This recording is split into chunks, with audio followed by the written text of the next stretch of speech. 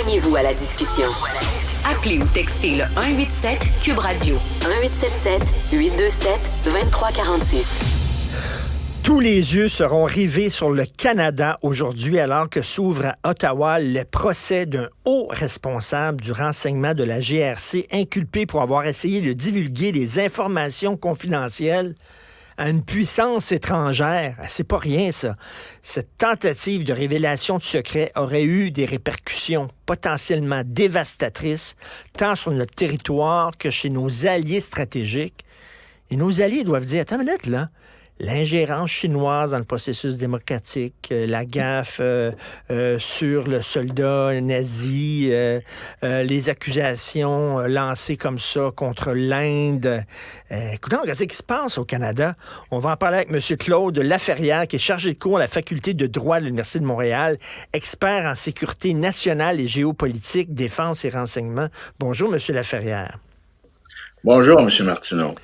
Donc, c'est un haut responsable du renseignement de la GRC. C'est pas quelqu'un du SCRS. Donc, c'est quoi la différence? Le SCRS, c'est vraiment la sécurité du pays. La GRC, c'est une force policière. Donc, qu'est-ce que pourrait dévoiler un haut dirigeant de la GRC à une puissance étrangère?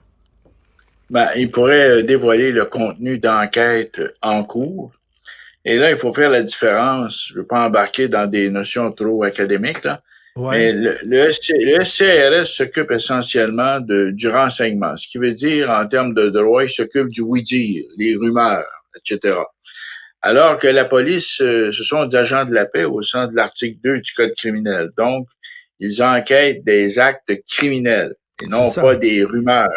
Donc, il y a une différence fondamentale à ce qu'on appelle le renseignement, qui est, si vous voulez, le département des commères, là, de tout ce qui circule dans le domaine public, et la police qui, elle, se base sur des déclarations statutaires faites par des témoins et qui peut mener à de l'écoute électronique, à de la preuve matérielle, etc., et concernant des crimes, des infractions au code criminel. Donc, la différence, elle est fondamentale. Les agents du SCRS ne sont pas des agents de la paix au sens du code criminel. Ce sont des analystes de renseignement. Alors qu'ici, on a affaire à un haut gradé de la GRC qui avait probablement accès à des informations très secrètes parce que les informations de police pour les dossiers en cours, ce sont des informations secrètes, des informations qui vont être divulguées dans le cadre légal des poursuites. Une fois qu'il y a eu une arrestation et que là, les avocats de la défense et les avocats de la poursuite s'échangent de la preuve, en quelque sorte, conformément à une décision de la Cour suprême, le Stenchcom, je ne sais pas si vous en avez entendu parler, là. C'est une décision qui est très contraignante depuis, et depuis le début des années 90 que cette décision-là a été rendue et à ce moment-là, ils partagent la preuve.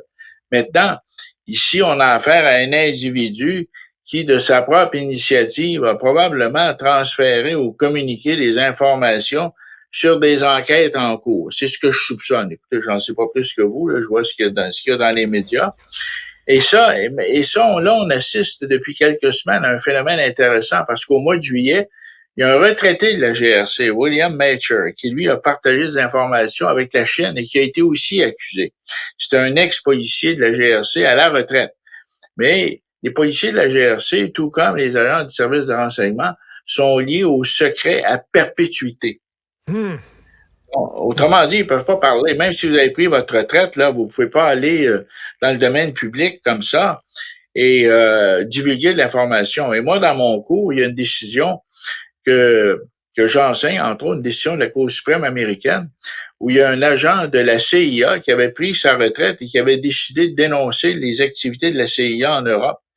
Et la Cour suprême a décidé de suspendre son passeport de façon à ce qu'il ne puisse plus voyager. À l'époque, le secrétaire d'État qui avait pris action contre AG, qui est son nom de famille, eh bien, lui, en fait, ce que à l'époque, c'était, enfin là, j'ai un blanc de mémoire, là, la décision du secrétaire d'État, Alexander Haig, c'est ça, Alexander Haig, la décision a été maintenue par la Cour suprême. Autrement dit, Haig a été privé de son passeport.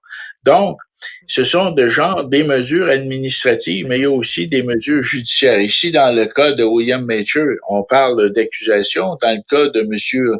Ortiz, là, eh bien, on parle aussi de communication d'informations à un cartel. C'est quand même grave, là. Et ils sont liés par le secret. Ça, il n'y a aucun doute là-dessus. La loi sur la protection de l'information est suffisamment détaillée. Et monsieur Laferrière, là, suite Oui. aux attaques du 11 septembre aux États-Unis, il y a eu des études et tout ça, et on s'est rendu compte que la CIA et le FBI, c'est-à-dire l'agence de renseignement et l'agence policière, ne se parlaient pas suffisamment, ne partageaient pas suffisamment de... Est-ce que c'est la même chose ici avec le SCRS et la GRC? Est-ce que ça se parle, ces gens-là, ou pas? Je vais vous expliquer deux choses. Premièrement, aux États-Unis, le Patriot Act a fait en sorte que les agences maintenant peuvent se parler. Il y a eu aussi l'ordre exécutif 12 333 qui a été signé par Obama au moment de quitter pour laisser la place à Trump, qui autorise la transmission d'informations entre les différentes agences. Et ça, c'est suite au 11 septembre et l'adoption du Patriot Act dans sa version de 2001, parce qu'il va y avoir une version de 2005 aussi.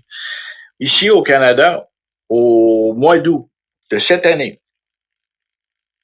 Justin Trudeau a essayé, si vous voulez, de créer, je pense qu'il a créé, j'ignore où le dossier en est rendu, de créer ce qu'on appelle un National Security Council, comme aux États-Unis, qui permettrait aux différentes instances policières et de renseignement de se communiquer de l'information. OK. Mais il faut comprendre que en termes de renseignement au Canada, on est très, passez-moi l'expression, on est très pee-wee, là.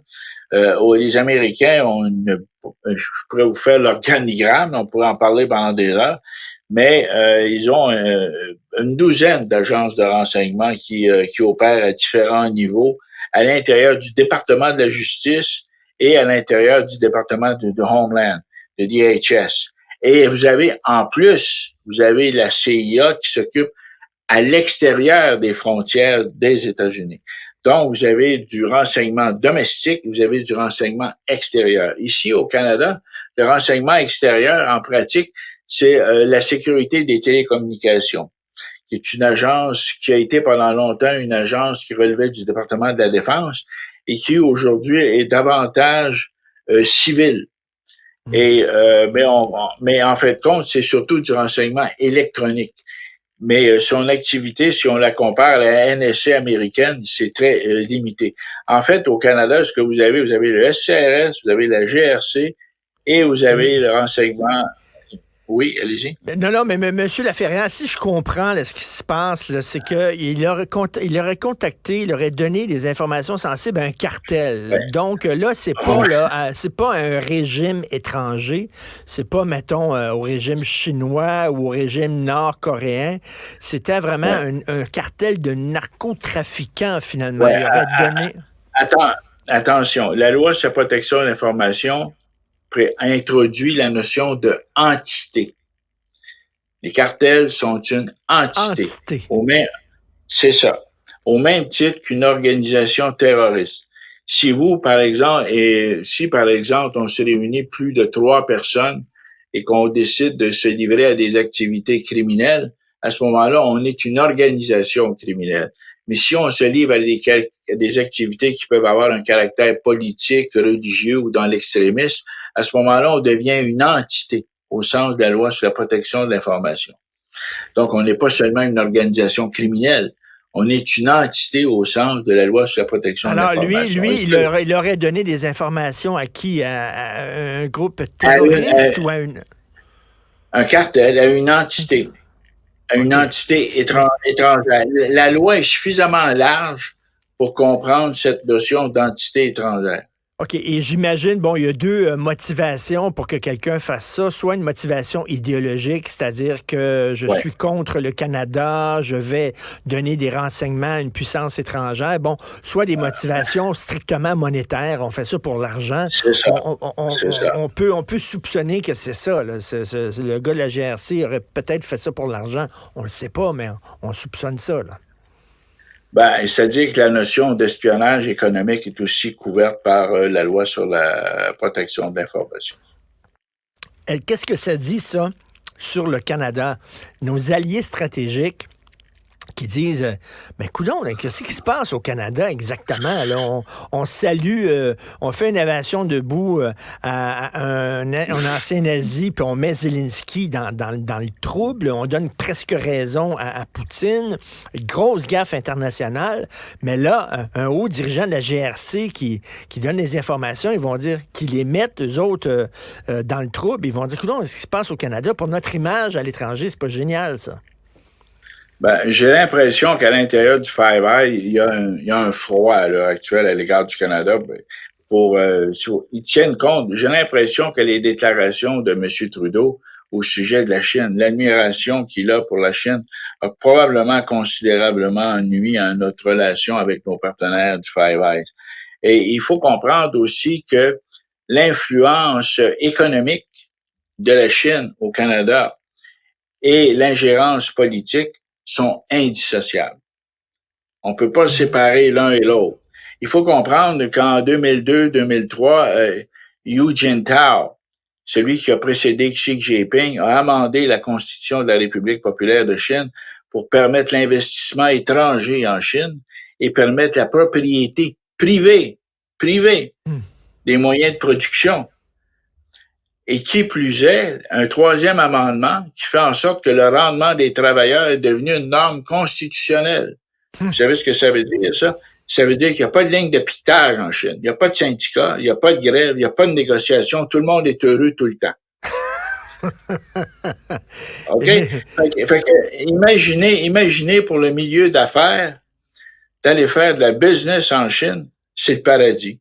C'est le Klondike. Ils font jamais de grève là-bas, sinon ils s'en vont en prison quasiment. Là, donc, mais en tout cas, ça va nous mettre vraiment encore dans l'eau chaude. Vraiment, les tuiles ne cessent de s'abattre sur le gouvernement canadien.